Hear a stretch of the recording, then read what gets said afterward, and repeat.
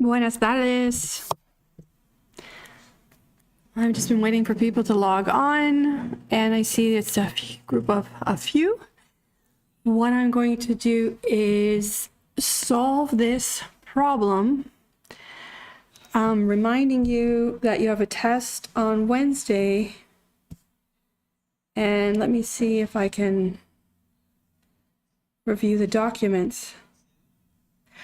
I apologize for the feed being so blurry last time. I'm going to put some old videos up of the same material so you can watch them.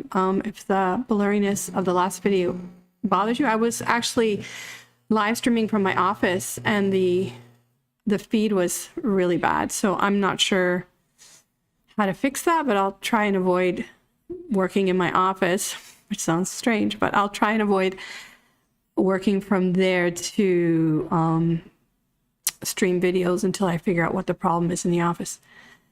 So usually I watch what's going on, but for some reason I wasn't watching. So I just want to look at the platform for a second. Let's move this over.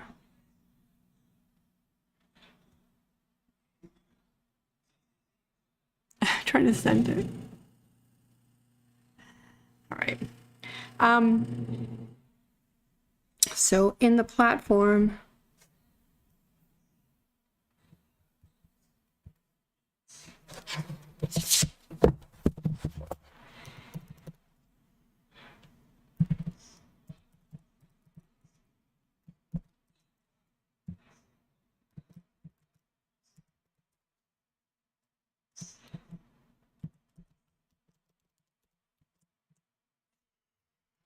any comments or questions? So the the test on Wednesday will be in the class period.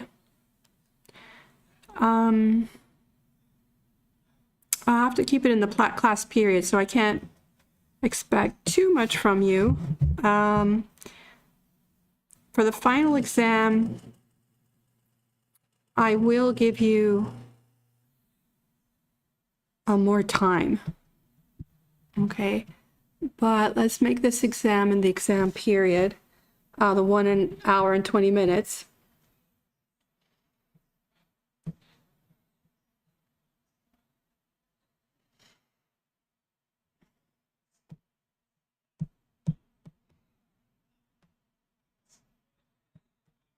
So what you're expected to do here for the test is, well, everything for Unit 5. So I'm just having this test on Unit 5. And what I want to look at right now, following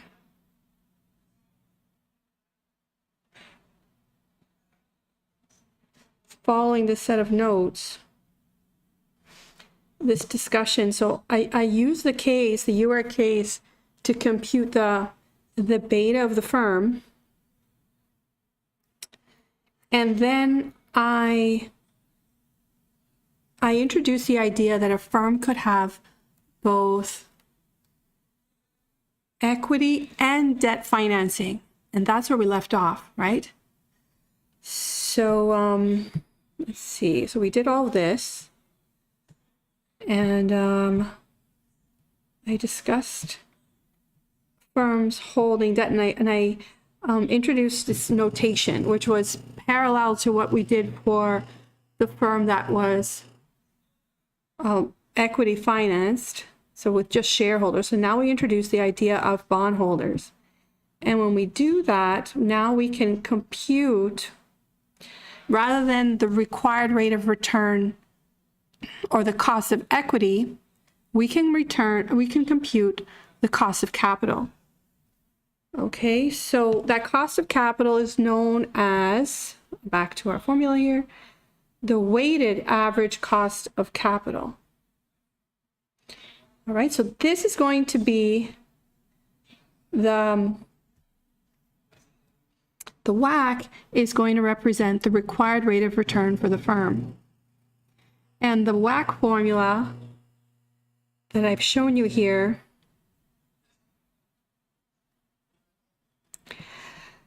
is straightforward. It's a weighted average. The weights are just the proportion of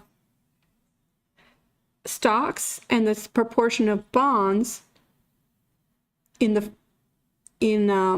financing. And remembering from the balance sheet that the financing should equal the value of the firm, this is how I actually come up with the return to investors in the firm. And what we want is the return, well, we have the return to shareholders here, RS, and the return to bondholders here. And what we're going to talk about is the return to the average investor in the firm. So there's like 3 players, all right? So there was just this extra term adjustment that I mentioned here, and this comes from the fact that interest payments that are made to bondholders, owners of the bonds of a corporation, they are tax deductible from the firm's perspective. And so there's a tax savings. And what I've done here below is explain how that adjusts the formula, because it's not that we pay out, the firm will pay out RB per dollar invested. They will pay out RB, but because of the tax deduction, they're really paying RB times 1 minus DC. In other words, a fraction, just a fraction. All right, so we are going to start there. And I'm going to end up here. Okay, so this is one of the documents. So let me get those notes.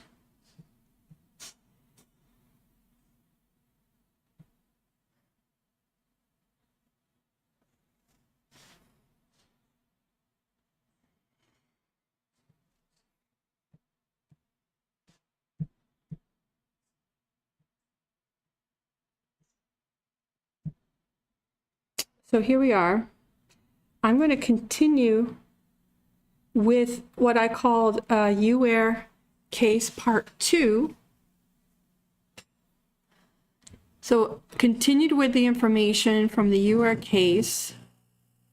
I added some additional information, and we first considered what we did last class, if it's an all equity firm. So it's only owners or shareholders, but what if they are also bond financed, so they borrowed. And I give you information in part 3 of the UARE case part 2, and I tell you, should I show you that document? Let's see if I show you.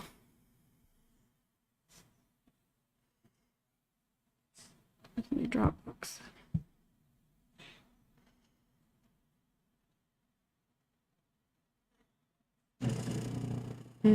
Not so great to look at that. Okay, let me try. Okay, so UARE, from UARE case part 3, you guys can look it up. It says here. Question 3. It's part 2, question 3. So assuming the project has the same beta and financial leverage as the whole firm, which is an assumption. It's not necessarily true, and we'll look at that case in a moment. Compute the firm's WACC. So this is a weighted average.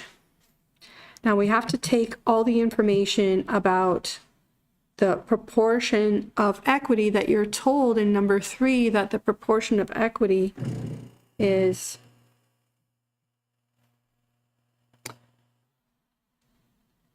53%. Okay, so that ratio, the whole bracket is 53%, because that's the value of stock divided by the value of financing, or the value of the firm. And B, beta, is equal to 0.47.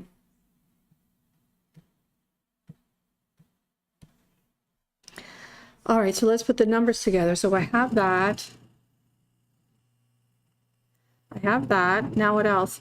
1 minus TC. You're told that the tax rate, the corporate tax rate, is 40%.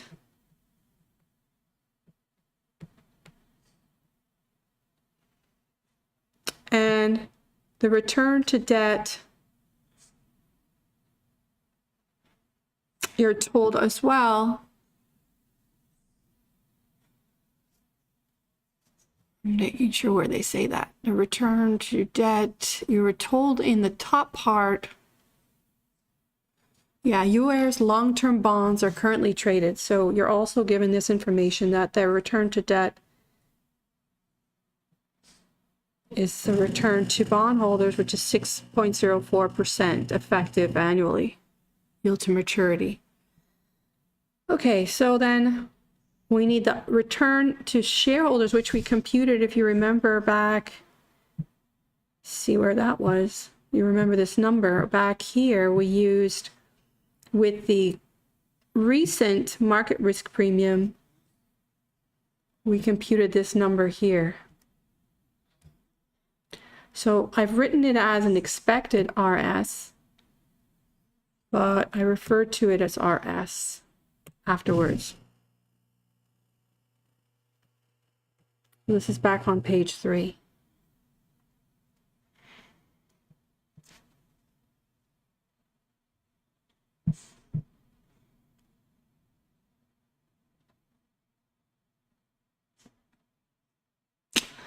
All right, so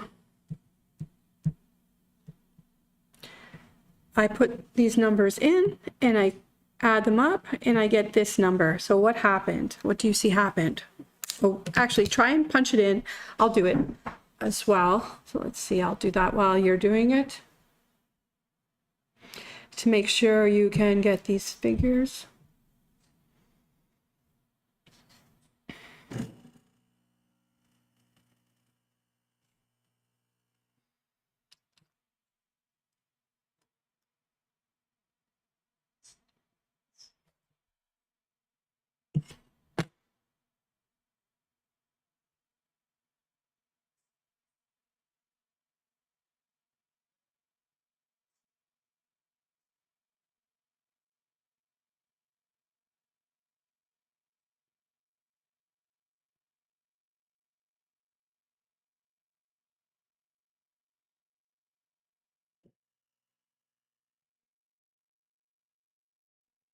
Okay, any questions about how I punch that in?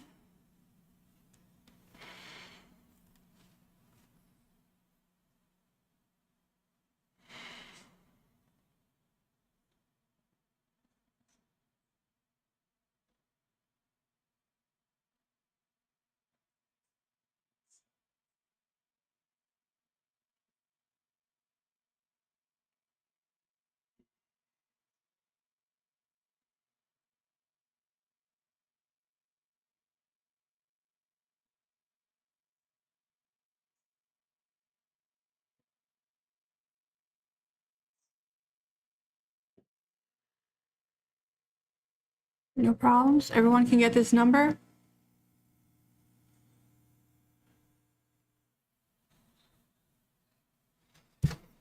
So we also figured out this number from calculation, and this was also given information. So what we have is now a new required rate of return using the CAPM and the fact that you have financing through stock issue or stock sales, stock issue, and bond issue.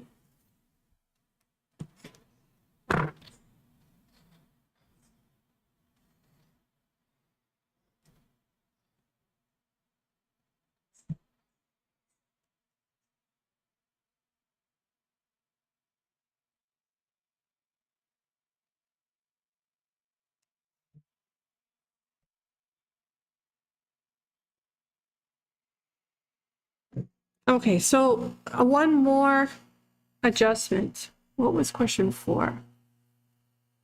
So question 3 was this one. Question 4.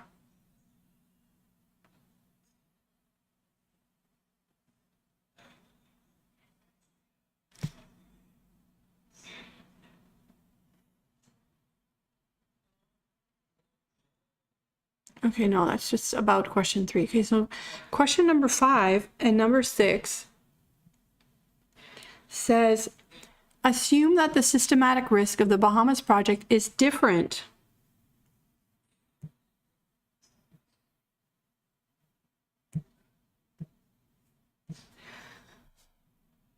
from that of UAir. Given the experience of other airlines that fly to the Bahamas, the CFO's team concludes that a beta of 3.5 is more appropriate for the project.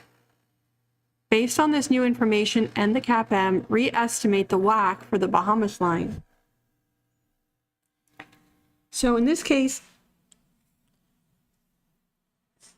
using industry data, other firms, other airlines flying to the Bahamas, and some calculations, it's assumed that I used 5.55. Hold on.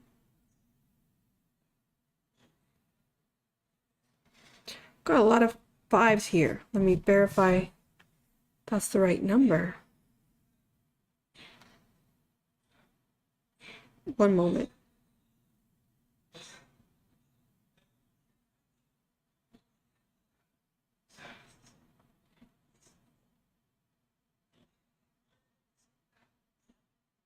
Yeah, okay, so it's okay. I'm just going to erase this. There's no 5. It's just 5.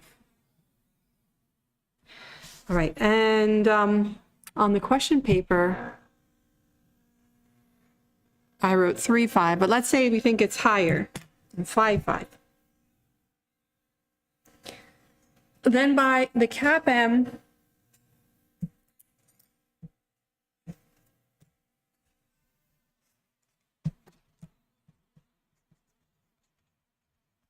you can do the same thing for any beta that you presume is the correct beta. Now, it might be the case you don't have industry information because maybe there's a startup, something that no one's done before. How will you come up with a beta? You try and find equivalence, and the best thing to do is make a few different estimates, right? So you can get a range of values. All right, so we're going to assume that it's a very risky venture, very sensitive to market returns. So this beta should be 5.5, and entering that into our CAPM using this number. Remember, this is for the more current returns in that current period. And we compute 16.28%. So that is the expected return. So all we had to recalculate was our S. So this is new based on this, and put it in here. Everything else is the same, and your required rate of return jumps up again. So now we're at 10%. So this looks more like what we used originally when we evaluated UAir of 10%. All right, questions?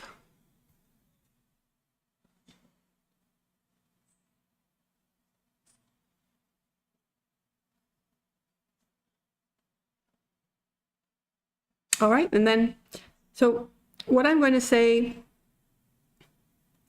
is your computations are very dependent on your assumptions. You can do, look, we did various computations for the required rate of return. We first assumed that the beta of UAir's Bahamas line was the same as the beta for UAir. And then we said, well, wait a second, it's not just an all equity firm, we're going to bring in bondholders. So then we recalculated and called our required rate of return the WACC. Then we presumed, and that's what we're doing now, that the beta is even higher, even riskier returns, a response to market volatility. So we end up with something similar to even where we started at 10%. So recalculating the NPV with the new CAPM, if you remember, the internal rate of return of the UAIR returns, of the UAIR, cash flows was 10.26. So in fact, now that we've made an adjustment with all the consideration and moved it to 10.33, now the required rate of return is not reached with the IRR of 10.26. So we're going to reject the project. We can also see that when we calculate the NPV, we do not get a value that's positive. So I just made a last comment here and a question. The impact of the T-bill on this model and how we saw this playing out in the last, well, years before COVID, over a decade, where the T-bill rate was very low. It was less than 1% for a period as well. So in that case, with a low T-bill rate, how would this affect things? Well, remembering what is a T-bill rate going to affect? The T-bill rate affects the return to stockholders. Remember, using the CAPM. And if you have a small number for the T-bill rate, it will, well, it's a trade-off actually, because if we look at the CAPM, going back here, let's take this CAPM formula here. The T-bill rate goes here. The T-bill rate also goes here. So if it stays very low, well, it is a trade-off because you have it in here as well. So if it's low, but not low relative to, I guess, if it's low and it's not low relative to the market return. So if the market returns are low too, then this will result in a lower required rate of return. And with a low required rate of return, that's easy to reach, right? It's easier to reach. And so you're going to have a stimulation of investment throughout the economy. So that's just a point I wanted to make there about, but now T-bill rates have gone up, and what is it doing? Well, so T-bill rates are up, and if T-bill rates go up here, so there's some different actors here. You'd have to think about this staying fixed, but if the T-bill rate goes up and everything else stays pretty much the same, you could imagine that that's going to increase your expected return and disincentivize companies from pursuing projects. Okay, so that's the idea. That's how the government influences the economy directly and tries to curtail inflation. And that's the effect of it anyway. All right, so just a point there about current events. All right, any questions? So we can look at this problem now. And there's a handout, well, there's a document where we apply it. So what does this say? I've extended the WACC to include the asset class of RP. Well, P are the preferred shares. So there are stockholders who pay more to have a share in the company, and they are like top of the food chain or the top of the chain to receive any dividends before the common stockholder. So this is distinguishing between common stockholders and preferred stockholders.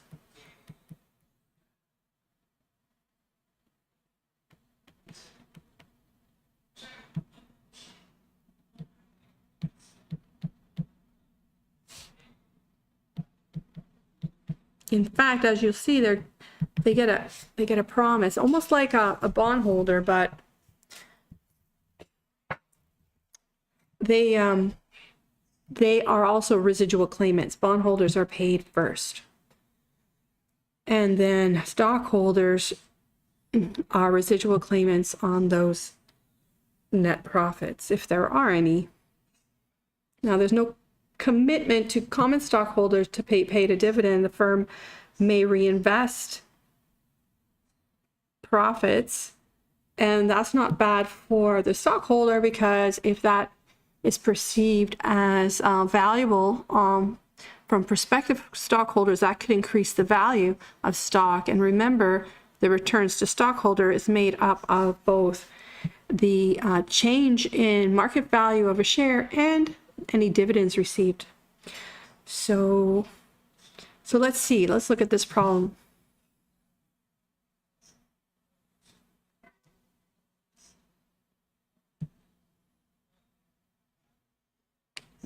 Here. So this problem, I believe, is this one, number 5. No, that's not it. It's number 4.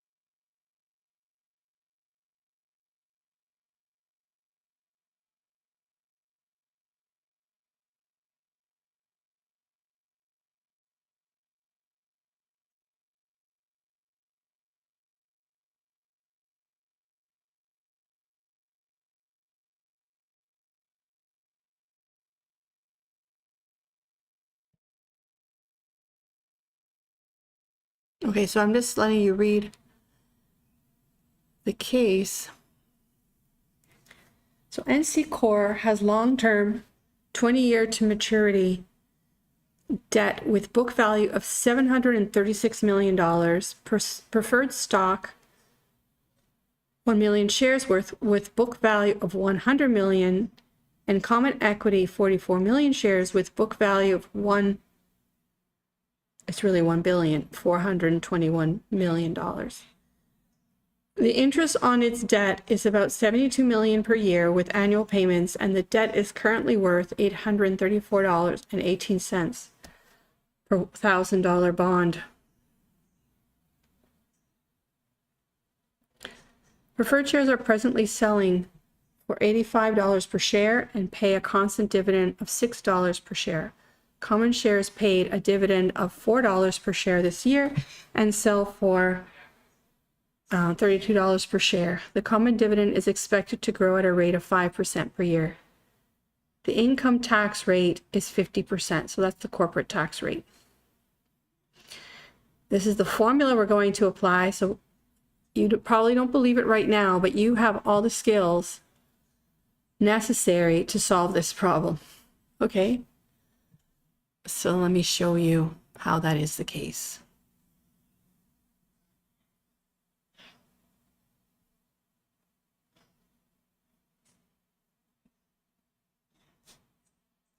So let's start with debt.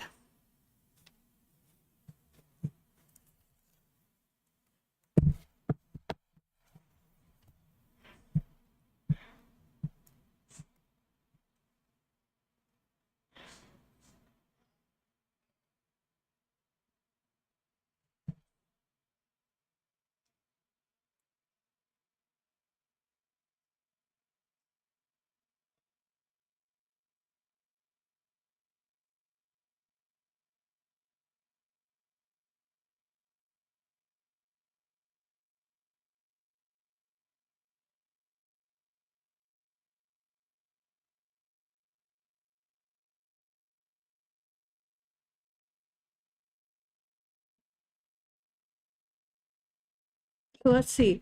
What do we have in terms of debt?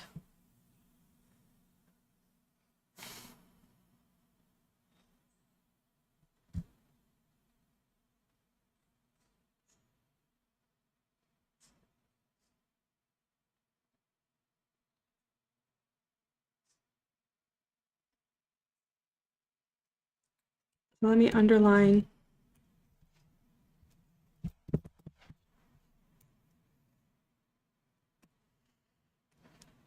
So debt with book value.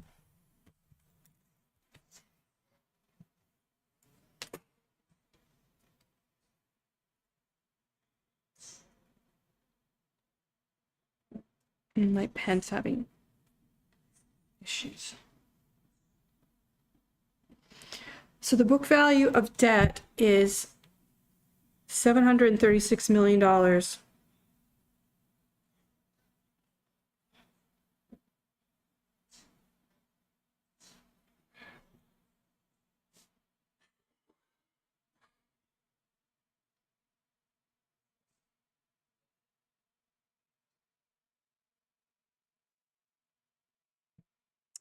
What is the on the books, what's the face value? What's the liability for debt? What's the face value?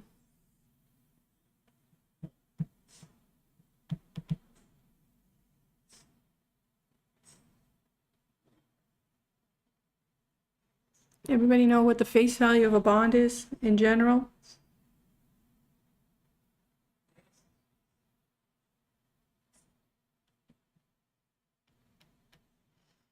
So the face value is $1,000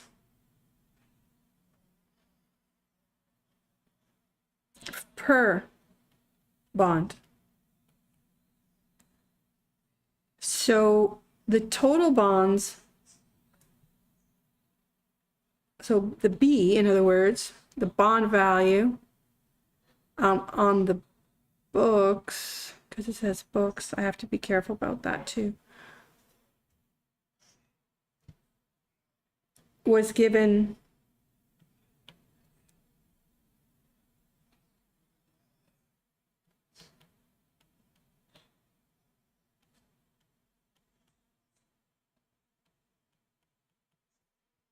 as $736 million, right?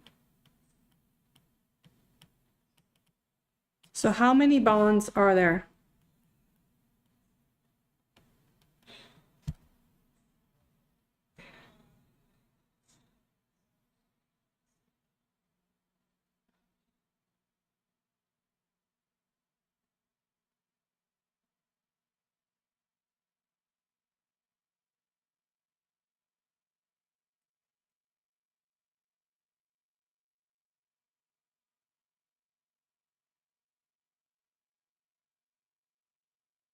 How many bonds are there? Right, Ricardo, you're right about the face value. So how many bonds are there? So we're going to take 736, so 6 zeros divided by 3 zeros leaves 736 bonds, not in dollars. I have to erase that.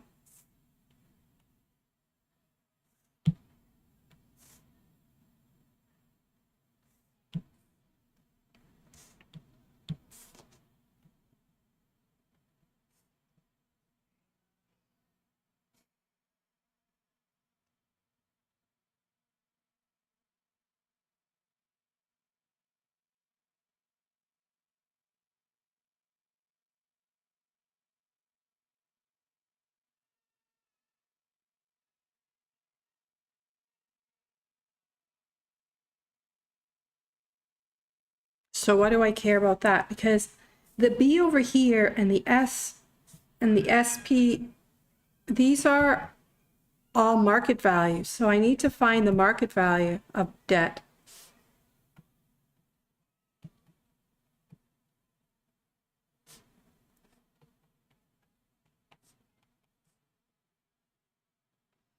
So there's 736,000 bonds.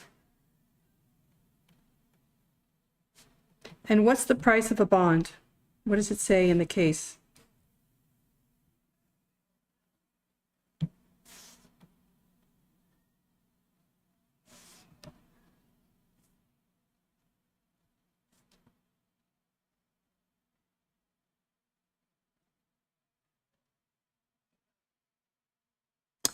What is the price of a bond?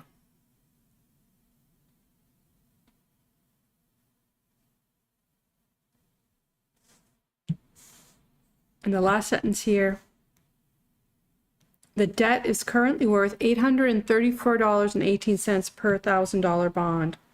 So this is $834.18. So what is the market value of debt? Very good, Ricardo.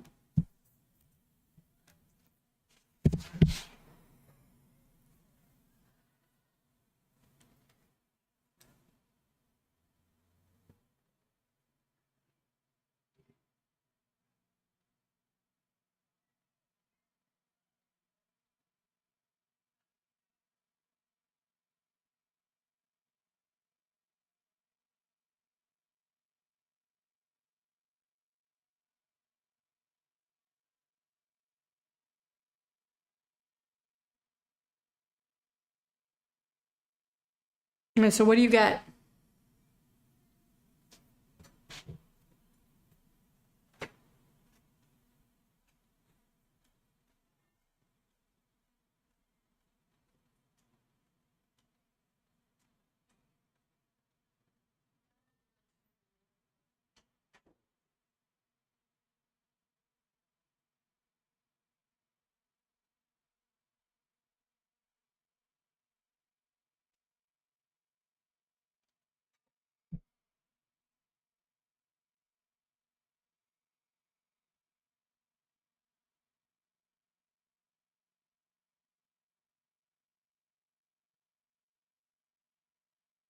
Okay, very good. So 613,956,480. So this is your B.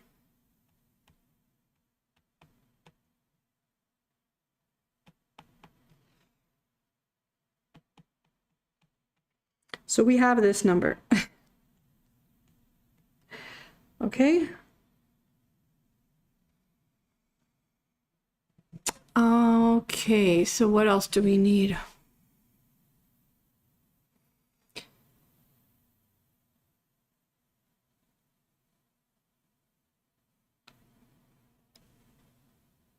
Okay, we need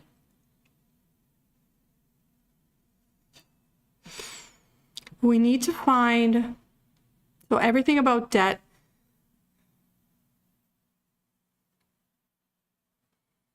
We need to find the yield to maturity of debt. Do you know how to do that? So, I mean, I'm telling you what to do. At least you can do it, right? So find the yield to maturity of debt. I'll give you a few minutes. So I'll probably take longer than this class to finish this problem. So I'll just finish it if you have to go, and you can watch the rest later. All right.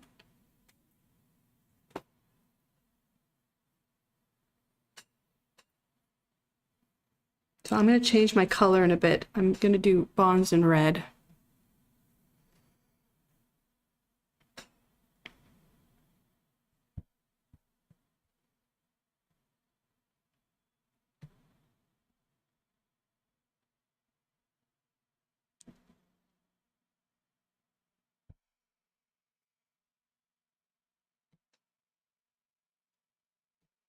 So how would you figure that out? What do we need for yield to maturity? We need to use the bond formula. So the bond formula is PV0. Let's remember, we have to put together the annuity.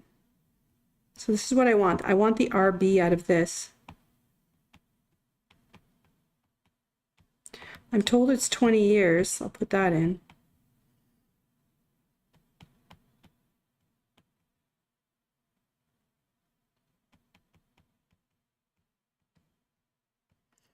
And are these, let me make sure these are annual, right? They're paid annually.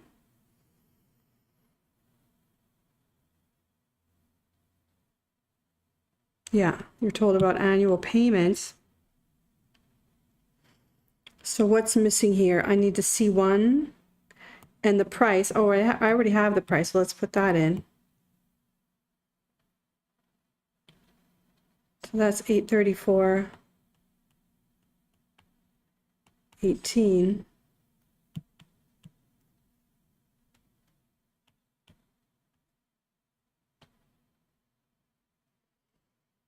And C1, what's C1? C1 is the coupon payment. How will I find the coupon payment? If you remember how we compute a payment,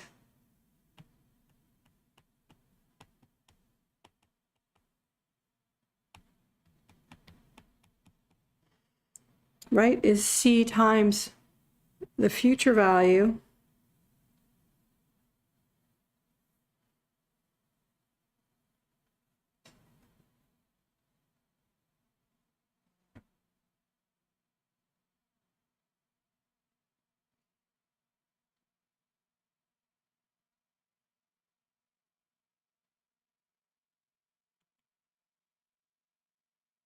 So you're told here about all the debt payments. You're told that there's $72 million of interest on debt annually. The payments are made. And this is the price of debt. So all this information under red is about debt. What else about debt?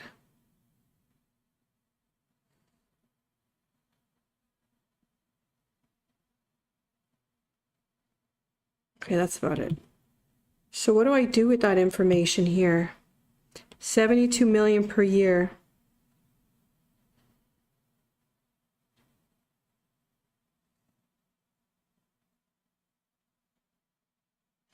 So this is per bond, this statement here.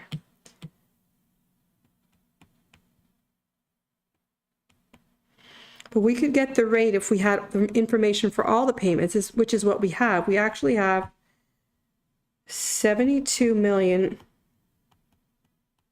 in payments total, and then a total face value on the books of 736 million. So what's the coupon rate? So this is for all bonds.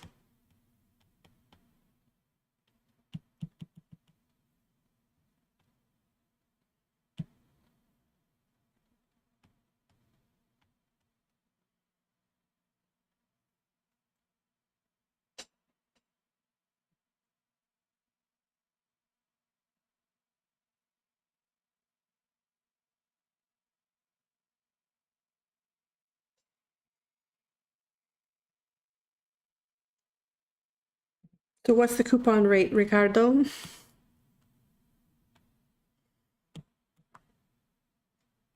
I can cancel a number of zeros here.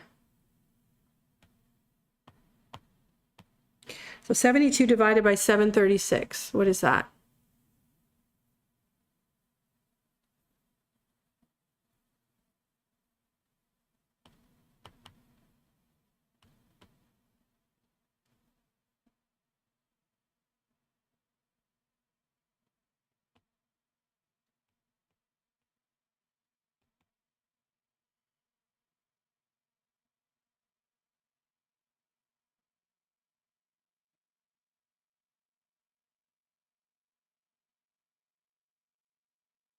Did I put too many? Oh, that's right. I did that right.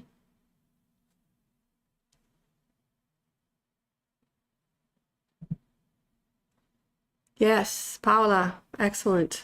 So you get 0.09783.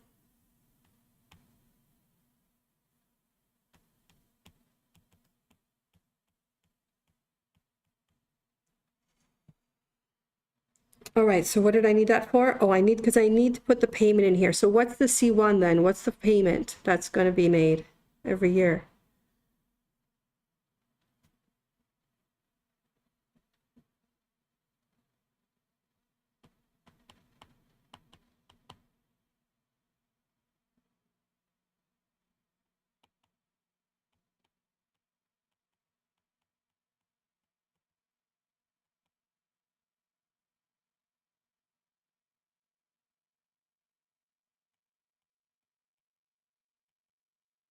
They get a payment of $97.83.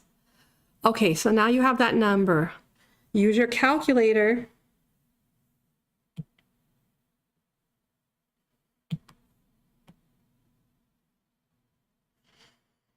Use your calculator to find RB, the return to debt.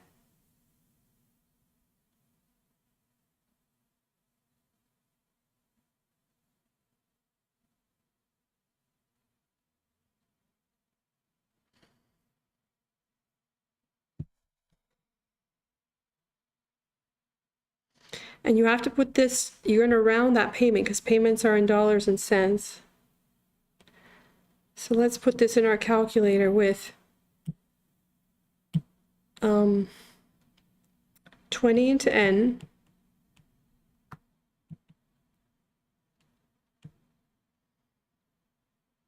Interest is what we want. The price is $834.18. You can make that a negative. And then the payment is what we said, $97.83. And they've received that, so that's a positive. And then the face value is 1,000. And ask for the interest rate.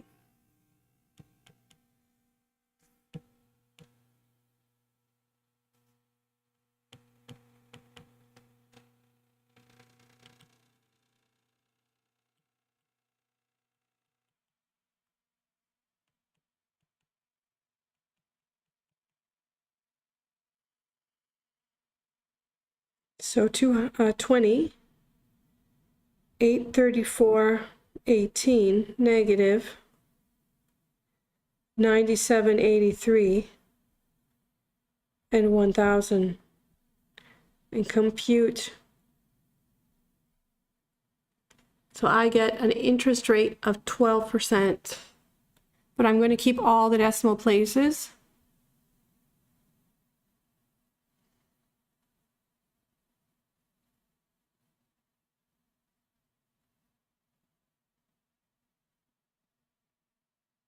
I'm going to store that value.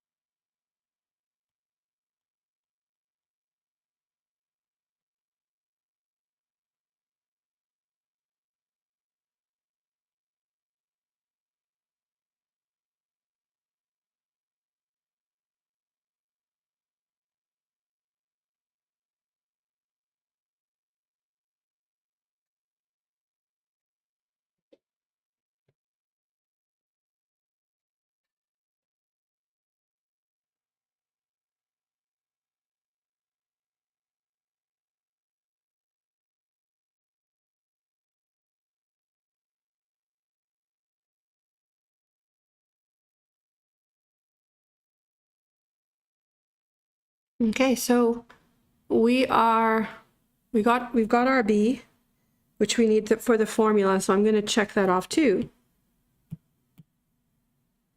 we did a lot of work just for RB. And we have B. So we're good. So we have RB and we have B over here.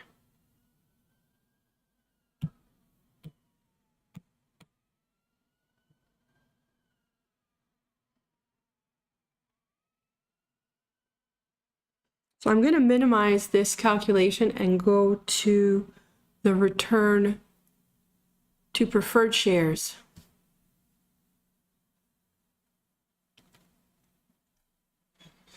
So once I get these numbers, I can leave it to you to punch it all in. And you'll have the exercise has solutions so you can go through. I think the most important thing is to justify where I'm getting these numbers from in the first place that you're going to plug in. Okay. We also have the tax rate as 50%.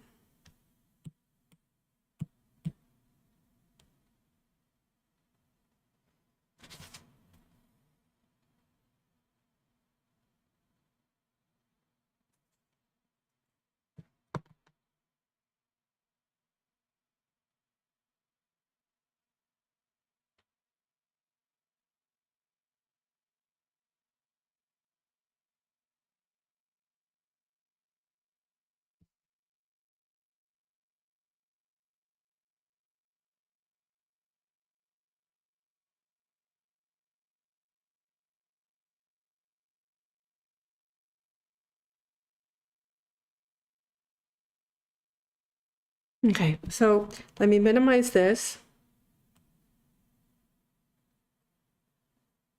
It's going to be really small looking. But we can go back and look at it later if we need. And clean my working space for the next part.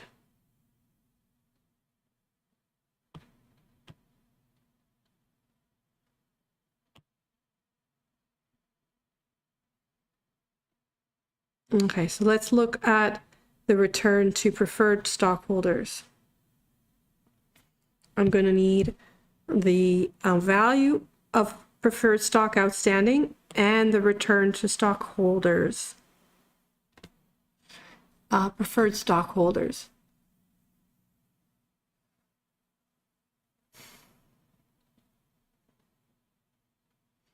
So reading through the information, let's see, let's use a blue for this now. So it tells you $1 million, preferred stock with 1 million shares and book value of $100 million. So that's the blue. The interest on debt was there. Preferred shares are presently selling for $85 per share and pay a constant dividend of $6 per share. So that's the deal. They're guaranteed a dividend of $6 per share. And this is going to be annual, I think, to simplify things.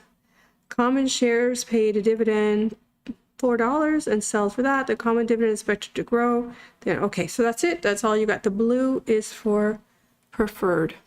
So what's the book value? So what did I do last time? I said, what's the book value? So the book value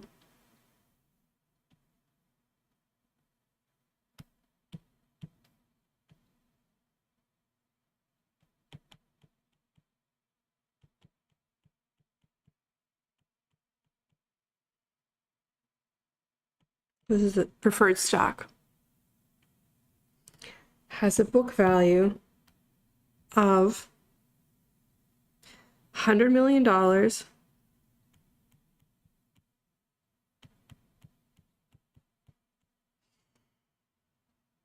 and 1 million shares.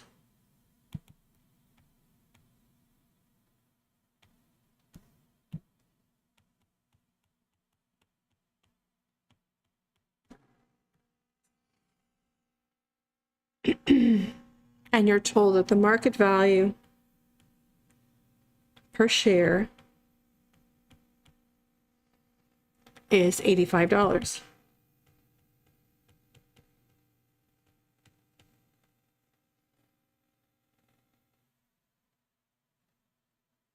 The dividend, you're told about the dividend per share is $6.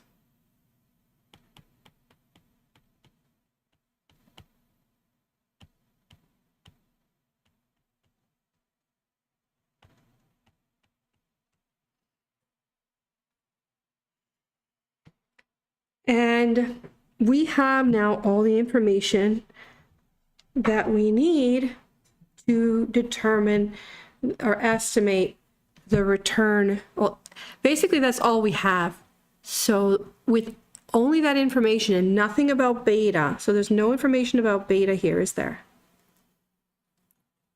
Okay, without the beta, you can't use the CAPM to estimate return. Or you need data. You need the data to compute the beta. So no, well, I'll put it down there.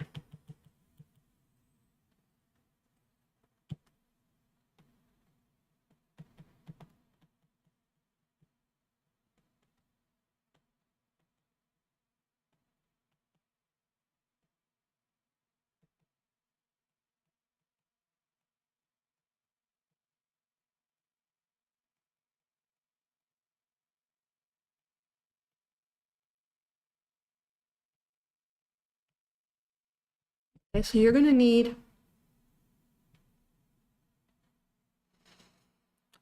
as I explained, you're going to need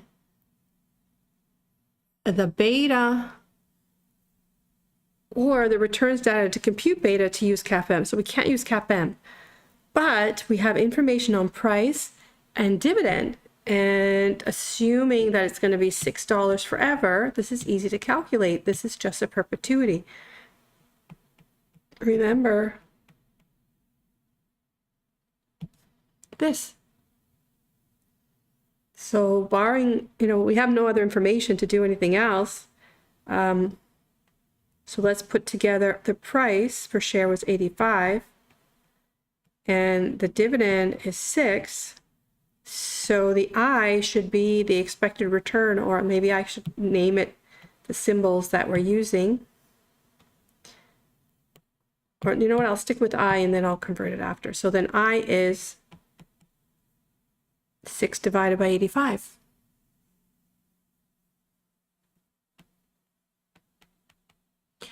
Which is equal to 7.058823.5%.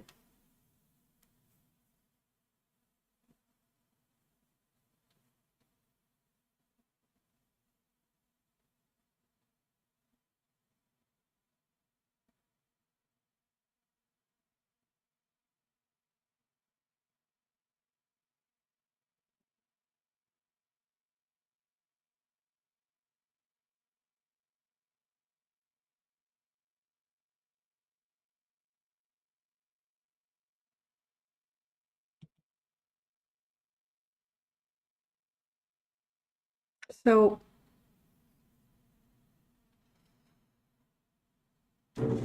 this I'm going to call my RP.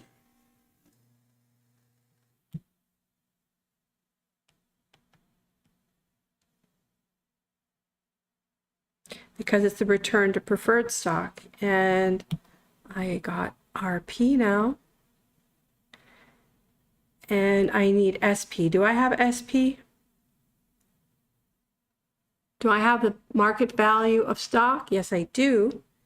Because, so just to make a point, SP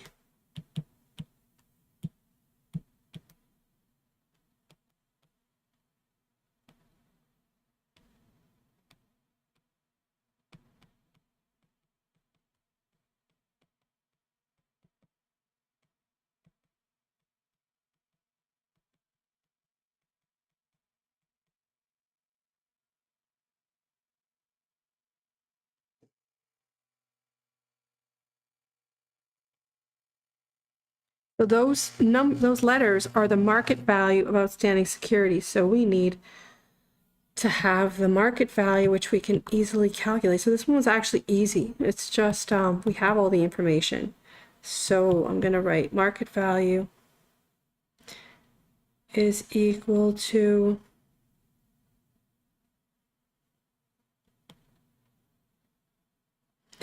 $85 per share times how many shares outstanding? 1 million. So it's just 85 million.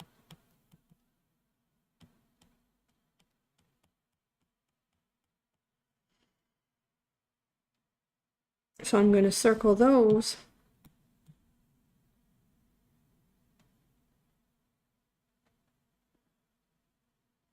This one is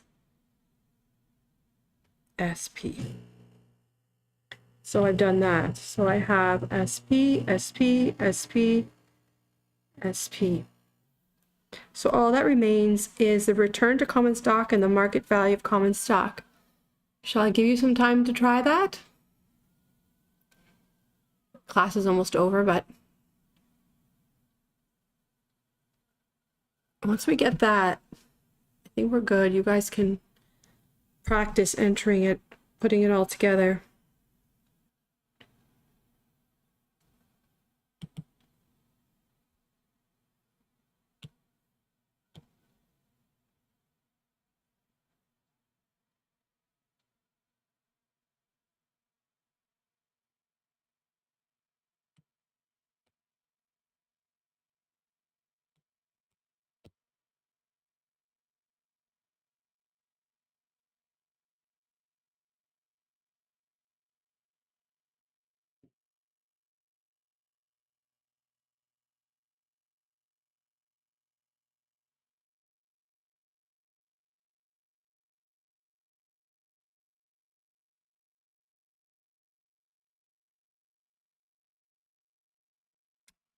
Kind of need to move it over, right? Make it smaller. All right, so the last one, common stock.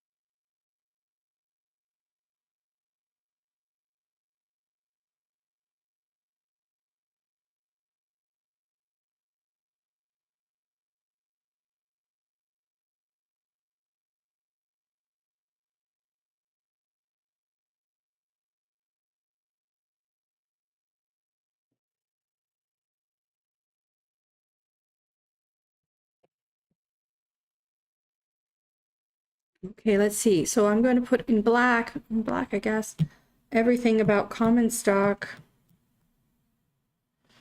common equity, 4 million shares,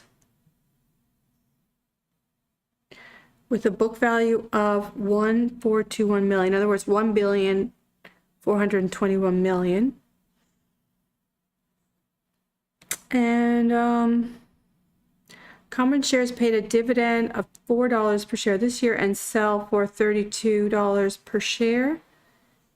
And you have a growth rate on the dividends or common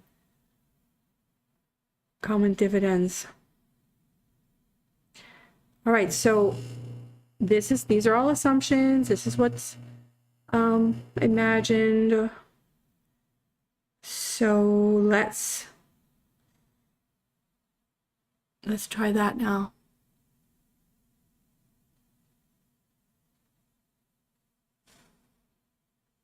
So the book value is given to you. So I'm going to take this, I'll put this on the platform, and when you open this document, you can enlarge these so you can see them better. So this is going to be stock common.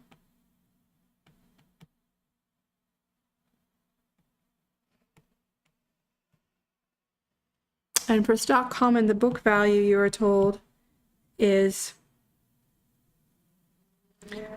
$1,421,000,000. And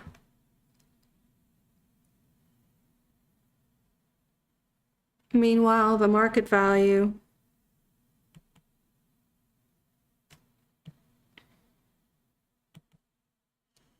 is $32 a share.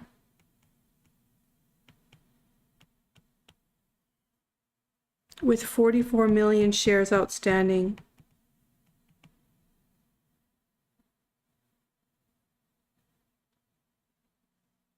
You're told that there's a dividend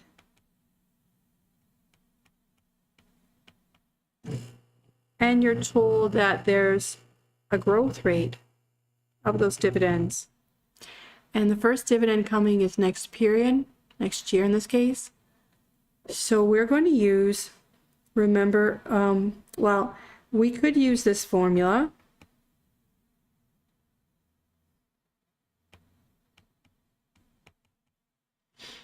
Right, where we put the dividend as a C1, and then the G as the growth rate and the price per share, and then solve for I. And I remember I told you that we have a special name for that.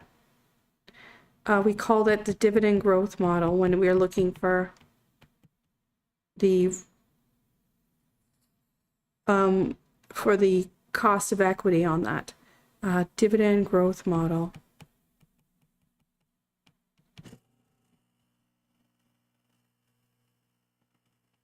Which is just these letters reversed or in algebraically manipulated to solve for I. So I is equal to, let me put all the numbers in first. So the price we've indicated is $32. The dividend is $4. I is what we're looking for, which I'm going to call RC, right? And then minus the growth rate. So I, or RC, is equal to 4 times 1.05 over 32 plus 0.05. And you will get that the return for common stockholders is 18.125.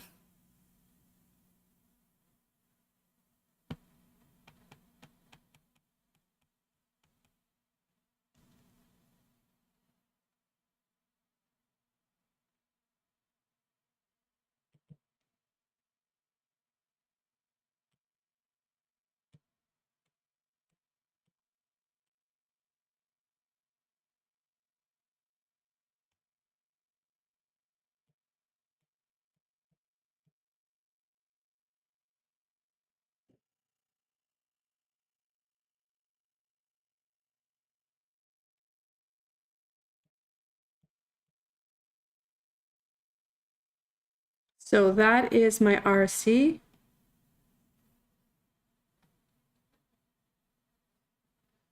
So I have RC now.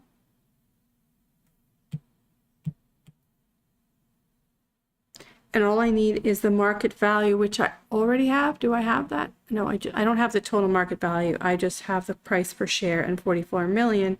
So I can calculate now the market value of outstanding common stock equal to $32 per share.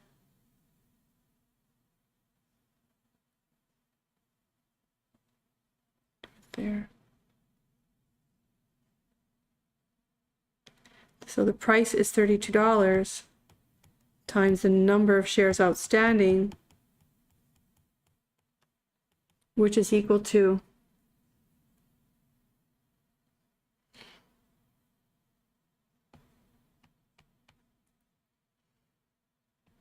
$1,408,000,000. So now I also have SC.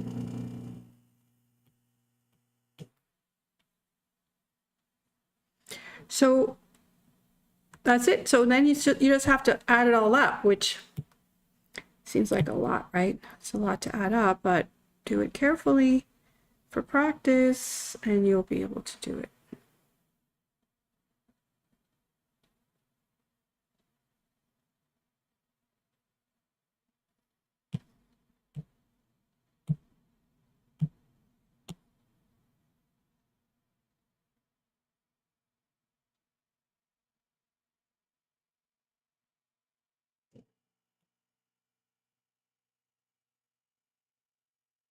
That's not good. Let me erase that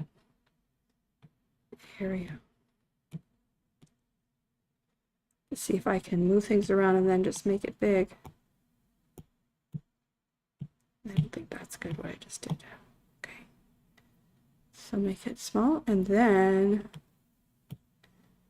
make it all big. All right, so return on debt, return to preferred stock, and then, oh, I lost it. Oh, I lost it.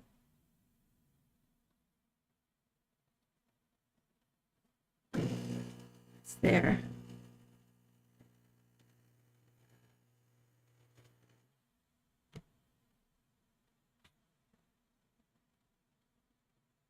And then the return to common stock. Okay, so that's the class. You need to practice adding all that up, but that's how you'll get all the pieces. And the most challenging thing, I guess, I think at this point was to remember how to get the return to debt. And then here where you had all the information and maybe didn't realize you had all the information. Okay, so I'll upload this document, but really the neatly typed out solutions are also available in Moodle. So all this material is possible in the test on Wednesday. If you have any questions about the material, let me know. We can meet at a mutually convenient time. I have to warn you, I have a very busy Wednesday, so if you want to meet, it'll have to be tomorrow on the day. Okay? Do you have any questions for me before I go?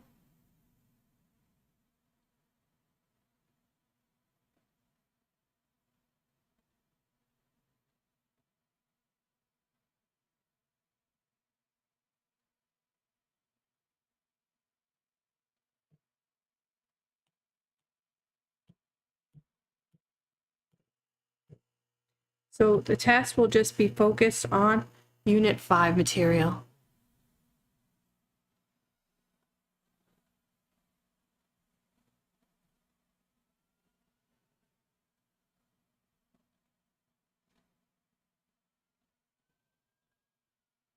Yes, Ricardo, just the Unit 5 on Wednesday.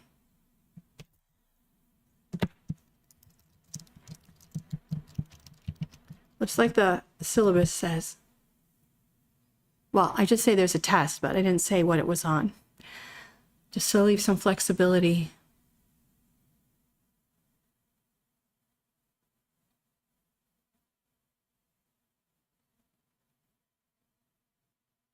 So get through the material and let me know if you have any questions. Alejandro, I sincerely apologize about exam 2. Just things keep on falling on my lap, but I keep promising and then not coming through. So I will try, as tomorrow I have tonight and tomorrow to work on that. So I will prioritize, even though I keep getting interrupted. I'm really sorry, and they will be up soon. Unit 5 is pretty standalone, I think. So I'm just trying to think if there's anything in there that relates to what we're doing. Unit 5 is pretty much standalone, so you should be okay. Not having your second test back.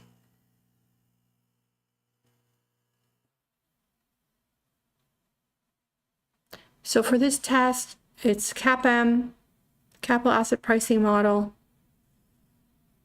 and then cost of equity. just what I've been teaching you here, how you calculate the returns to the average investor in the firm, the WAC.